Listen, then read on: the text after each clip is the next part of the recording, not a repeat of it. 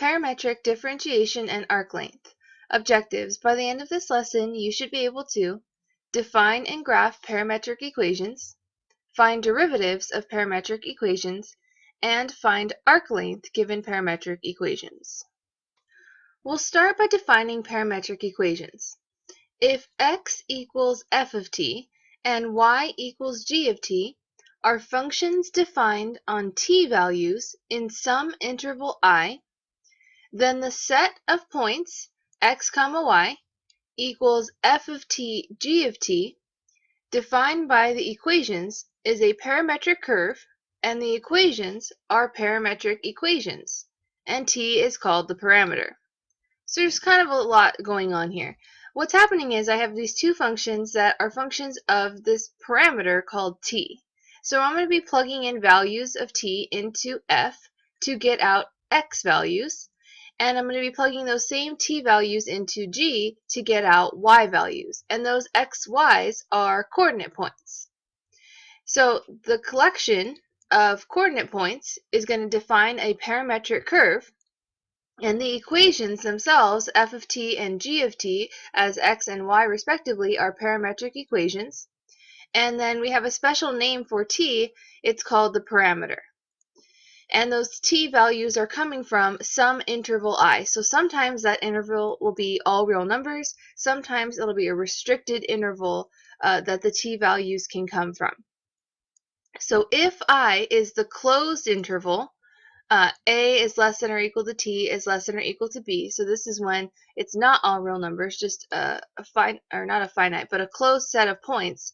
Then the point f of a, g of a is the initial point, and f of b, g of b is the terminal point. So this paragraph here just has a lot of terminology and definitions, and it'll make a lot more sense when we look at our first example. In this example, without a calculator, make a table to graph the curve defined by x equals t squared minus 4 and y equals t divided by 2, where our t values come from -2 to 3. So when I graph a function, if I were to graph a function by plotting points, I would have an xy table that I'm creating. But now I have this third variable called the parameter t. So I'm going to need a table that has a place for t, for x, and for y. So x, remember, is going to be given by t squared minus 4, and y is going to be given by t divided by 2. So I'm going to go ahead and create my columns for my table. And I know that my t values have to come from between -2 and 3, -2 being the smallest. Now, there are infinitely many points between -2 and 3. I'm only going to plug in the whole number. So just like when we did this when they were x, y values, we plug in maybe -2, -1, 0, 1, and 2. Same idea to get a sketch of what this curve will look like. So I'm going to plug in -2, -1, 0, 1, 2, and 3 into x and into y. So when I substitute in -2 into x, I'm going to have -2 squared, so that's going to give me 4, minus 4 is going to give me 0. And when I substitute in -1, I'm going to have -1 squared, so that's 1 minus 4, I'm going to get out -3. When I substitute in 0, I'm going to get 0 squared minus 4, so I'll get -4. When I substitute 1 in, I'm going to get the same quantity as when I substituted -1 because my quantity is squared there, so I will get out -3 again. For 2, I'll get the same answer as -2, so I'm going to get out 0. And then finally, 3 squared is 9 minus 4 gives me 5. So now, here are the x coordinates of my points that I'm trying to create, and then to find the y coordinates, I do the same thing. I substitute in my t. So -2 divided by 2 gives me -1. Here, -1 divided by 2, so I'll get -1/2. 0 divided by 2 is 0. Then I'll get +1/2, 1, and then 3/2. So in other words, my coordinate points are 0, -1, -3, -1/2, -4, 0, -3, 1/2, 0, 1, and 5 3/2. So now our job is to graph these points on an xy plane. So I can see that my domain values are going to extend from the smallest is -4 to the biggest is 5. So I'm going to go ahead and draw an xy plane here. And on the x-axis, I'm going to go -1, -2, -3, -4. And then my biggest x value is 5. And then on the y-axis, I look like I'm extending only from -1 and then up to 1.5. So I'm just going to go ahead and go 2 tick marks here. So -1 and -2. All right, so now let's go ahead and plot our points. So 0, -1 is my starting location. So I'll actually do this in a different color here. So my starting location is at 0, -1. So we have a coordinate point that is in terms of x and y, but we also have this parameter t that's connected to the point 0, -1, and it's my initial point. So that was the smallest t value I could substitute in. This is where my parametric curve is going to begin. So right next to this coordinate point, I'm going to go ahead and put this corresponded to t equals -2. And then I'll go to my next point, which was -3, -1/2. So here's -3, and then -1/2 is about right there. And this corresponds to the parameter -1. Then I have -4, 0. There's my next coordinate point, and that corresponded to t equals 0 for a parameter. And then I have -3, +1/2. So this is when t was +1. And then I have 0, 1. So maybe you can notice some symmetry happening here. This is when t equals 2. And then finally, I have 5 3/2. So here's 5, and 3/2 is 1.5. So this corresponds to t equals 3. And this is going to be my terminal point because I was defined on a closed interval. My parameter was defined on a closed interval.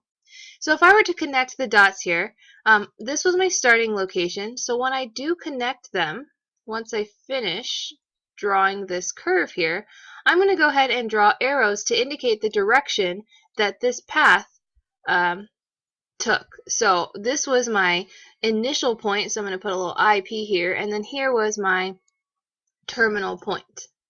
So the idea behind parametric equations is we can introduce this third variable, but we still have a two-dimensional graph. So I have only an x and a y axis, but notice I was able to somehow include this idea of a third variable that corresponds to different coordinate points and having this direction that's associated with the curve, the direction that this curve is taking. So this is my first example of parametric equations and graphing them without a calculator. So it's a sketch because we were only able to plug in a few points, but we can see that this takes on the form of a parabola that's facing opening to the left, but it is closed. So notice I didn't put arrows on the ends because this is going to be a closed curve. Alright, so now let's introduce the calculus involved with parametric equations. I can take the derivative of any set of parametric equations. So a parametrized curve defined by x equals f of t and y equals g of t is differentiable at t if both f and g are differentiable at t. So remember, f and g are two different functions. So as long as they are differentiable, I can differentiate the parametrized curve that corresponds to the x and y functions. So the formula for that is, well, we're interested in dy dx. So dy dx is equivalent to finding dy dt, so the derivative of y with respect to t, over the derivative of x with respect to t. Now, so long as dx dt is non-zero, so I can't have a 0 happening in the bottom of a fraction. So finding the first derivative of a parametric set of equations is pretty intuitive. So take the derivative with respect to t of y and the derivative with respect to t of x. to find dy dx. But the second derivative formula is not quite as intuitive. So here's what is not true. I don't just take the derivative of the top again and take the derivative of the bottom again. So if I want the second derivative, so remember, it looks like this, so d squared y over dx squared. So ultimately what I'm doing is I'm taking the derivative with respect to x of dy dx. I'm taking the derivative again and with respect to x. Well, we just said dy dx was dy dt over dx dt. So I'm taking the derivative with respect to x of dy dt over dx dt. And I'm skipping the formal proof of how I go from this step to this step. But what it boils down to is that we're going to have to take the derivative with respect to t of dy dx. So we're looking up here at our previous answer. So d dt of dy dx over dx dt. So there is a formal way to arrive at this, and it would involve the quotient rule happening here, or there's a couple different ways where we can manipulate these derivatives and operations. But this is the main idea, is that the second derivative of y with respect to x ends up looking like the derivative with respect to t of the first derivative, dy dx, but over dx dt. So this is the part that we want to remember, and then of course the first one. So we need to take the first derivative in order to find the second derivative, but it's not true that we just take the derivative of the top again and the derivative of the bottom again. So it works out a little bit different. So we'll see that in the next example. Alright, in this example, given x equals 2 radical t and y equals 3t squared minus 2t, find dy dx and the second derivative of y with respect to x and evaluate each at t equals 1. Alright, so first, each parametric function is differentiable. So I can take the derivative of 2 radical t and the derivative of this quadratic 3t squared minus 2t. So let's go ahead and start with, I want dy dx. Well, dy dx is really dy dt over dx dt.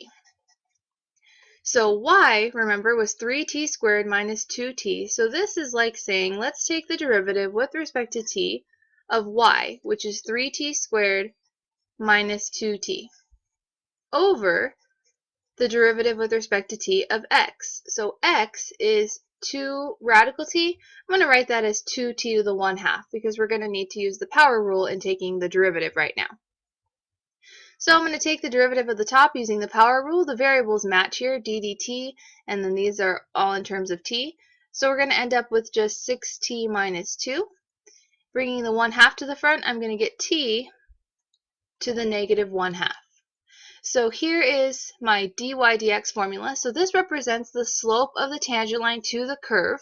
So let's remember that these two parametric equations result in a parametric curve. So what does dy dx mean? It's the slope of the tangent line at any point on that curve. So specifically, I want dy dx when t equals 1. So now, dy dx at t equals 1 means just substituting 1 into these t's. So 6 times 1 minus 2 over 1 to the negative 1/2. Sorry, I don't know why that curved. 1 to the negative 1/2. Well, 1 to the anything is 1. So this is really just 6 minus 2. So I get out 4. So the slope of the tangent line to the parametric defined curve given these two equations at t equals 1 is 4. So at t equals 1, we do have a coordinate point that corresponds to this particular slope in terms of x's and y's. To find that, we would just substitute 1 into each of these parametric equations. So we could find the specific coordinate point, the x comma y, if we just substitute 1 into these parametric equations. So now find the second derivative.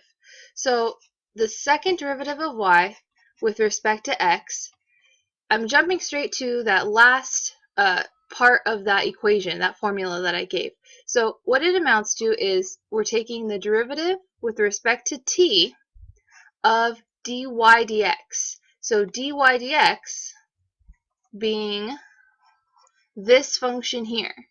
So I'm going to go ahead and simplify this function before I substitute it into this set of parentheses because I'm going to have to take its derivative. So here, if I have t to the negative 1/2, it would move to the top and become t to the positive 1/2, and then I have 6t minus 2.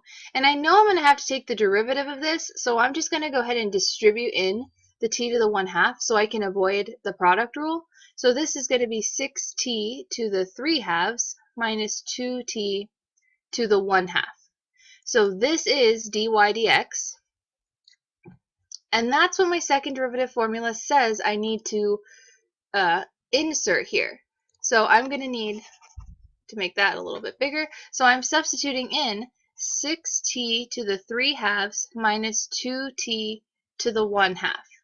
So to find the second derivative, I take the derivative with respect to t of the first derivative, but then there's that extra part. I need to have dx dt on the bottom. So that's d dt of x. So x, again, was 2t to the 1/2. Or really, we already found that derivative. That derivative was just this bottom part here, t to the negative 1/2. So that's what's going to be in the denominator. So now let's go ahead and evaluate each of these derivatives. So the bottom one we already have, t to the negative 1/2. So that part is dx dt. The top is the power rule. So 3/2 times 6 is going to give me 9t to the 1/2.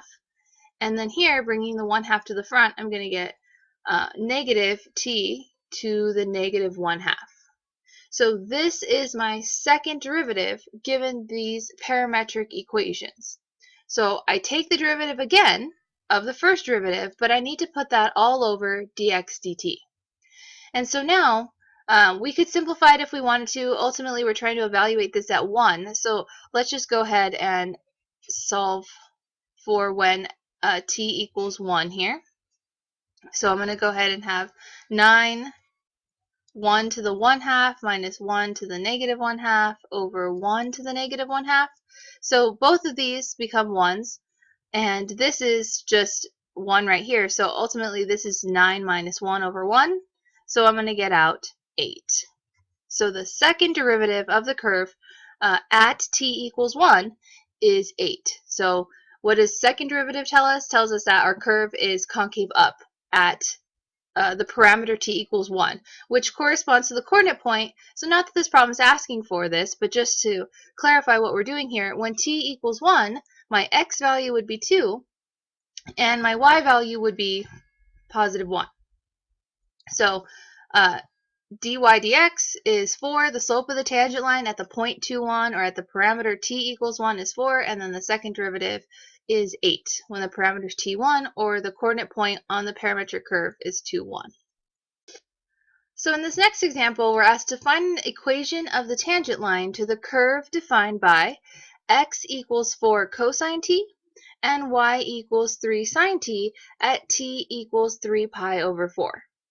So in order to find an equation of a tangent line, I'm going to need a point and a slope. So let's go ahead and start out with the point. For a point, I need an x and a y value. So here I have this t value, 3 pi over 4, that I can substitute into x and into y to find my coordinate point. So I'm going to have 4 cosine 3 pi over 4 is my x value, and 3 sine of 3 pi over 4 as my y value. So here's my coordinate point. Now, depending on the problem, if this was free response, we could just leave our point like this. If this is multiple choice, we probably want to simplify. So because these aren't too difficult to figure out from the unit circle, we will simplify. So this is going to be 4 cosine 3 pi over 4 is going to be negative radical 2 over 2. And then I have 3 sine of 3 pi over 4 is positive radical 2 over 2. And so we could simplify this a little bit more. We'll get negative 2 rad 2. And this one doesn't look that much nicer. This is just 3 rad 2 over 2. So here's my coordinate point. Here's my x and y. And what we also need is a slope at this particular coordinate point. So remember, my slope is still dy dx. So I want dy dx at, I can think of this in two ways, at t equals 3 pi over 4, or at the coordinate point that we just found, negative 2 rad 2 and then 3 rad 2 over 2. So let's find dy dx. So dy dx, well, that's going to be d dt of y.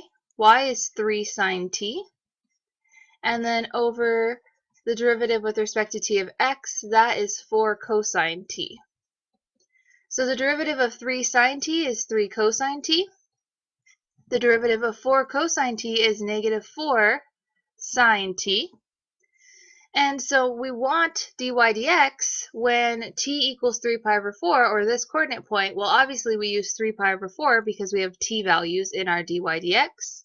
So if we substitute in, so dy dx now at 3 pi over 4, at t equals 3 pi over 4, is 3 cosine 3 pi over 4 over negative 4 sine 3 pi over 4. And we evaluated these values up here already. So this 3 cosine, cosine 3 pi over 4, that was negative rad 2 over 2. So I have negative 3 and then rad 2 over 2. And then this is negative 4 sine 3 pi over 4 was positive rad 2 over 2. So the negatives are going to cancel out, and the rad 2 over 2 is going to cancel out as well. So my slope, in other words, is just 3 over 4. So here's my slope, or here's my m value, right, in my formula that I'm about to use, which is y minus y1 equals mx minus x1. And so let's go ahead and substitute. Our y1 is 3 rad 2 over 2, and my m is 3/4 x minus negative 2 times rad 2, so that's plus 2 rad 2. So again, depending on the problem, if this was free response, we would just absolutely leave our answer like this. If it was multiple choice, maybe we'd have to do a little more simplifying, like add the 3 rad 2 over 2 to the other side and do some distributing, but let's just go ahead and leave our answer like this. So this is an equation of the tangent line to the curve that was defined parametrically by these two equations, which were differentiable everywhere, and specifically at 3 pi over 4, so we were able to find our point, and we're able to find our slope. Find all points of horizontal and vertical tangency given x equals t squared plus t, and y equals t squared minus 3t plus 5. So to find horizontal tangent lines, I need to find a derivative and set it equal to 0. And vertical tangent lines is where the derivative is undefined. So I'm going to need the derivative. I'm going to need my dy dx. So again, we're going to take d dt of y, which is the quadratic t squared minus 3t plus 5, over d dt of x, which is t squared plus t. So the derivative of the top by the power rule is 2t minus 3, and the bottom is going to give me 2t plus 1. So this actually isn't too bad. To figure out where the derivative equals 0, that's going to amount to where the numerator equals 0. So my horizontal tangents are going to occur when 2t minus 3 equals 0. And my vertical tangents are going to occur where 2t plus 1 equals 0, the denominator equals 0, provided those values don't make the top and bottom 0, because then that's a place where the derivative does not exist. So here, I'm just going to add the 3 and divide by 2, so when t equals 3 over 2, I'm going to have a horizontal tangent line. And then here, when t equals negative 1/2, so subtracting 1, dividing by 2. Now, it would be great at this point if we were done, but they asked us to find all points of horizontal and vertical tangency, and these are not points. We found only the parametric value where these points occur. So to find the points, we have to substitute those parameters into x and y. So ultimately, what we need to find our coordinate point is I need x of 3 over 2 and y of 3 over 2. So that's going to be my coordinate point of horizontal tangency. And then I need x of negative 1/2 and y of negative 1/2. So skipping all of the arithmetic that goes into that, so plugging 3 halves and squaring and adding 3 halves, we end up with 15 over 4, 11 over 4. And -1/4 27/4. So here's my vertical tangency point, and here's my horizontal tangency point. Now we'll move on to parametric arc length. So if we're given parametric equations f of t and y of t, and each are continuous and differentiable, then the length of the arc from t equals a to t equals b is given by the integral of the square root of dx dt squared plus dy dt squared with respect to t. And another way to think about this is dx dt is, of course, x prime of t, and then dy dt is y prime of t squared.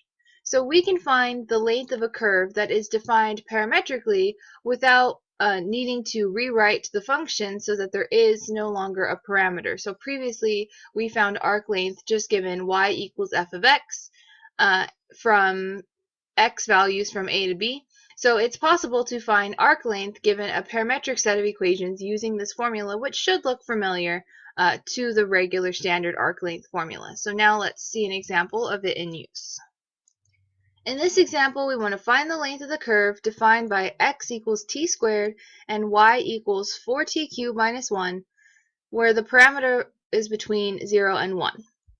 So we're going to apply our formula for arc length given parametric equations, and the limits of integration are t values. So we are given those t values, t equals 0 to t equals 1, of the square root of.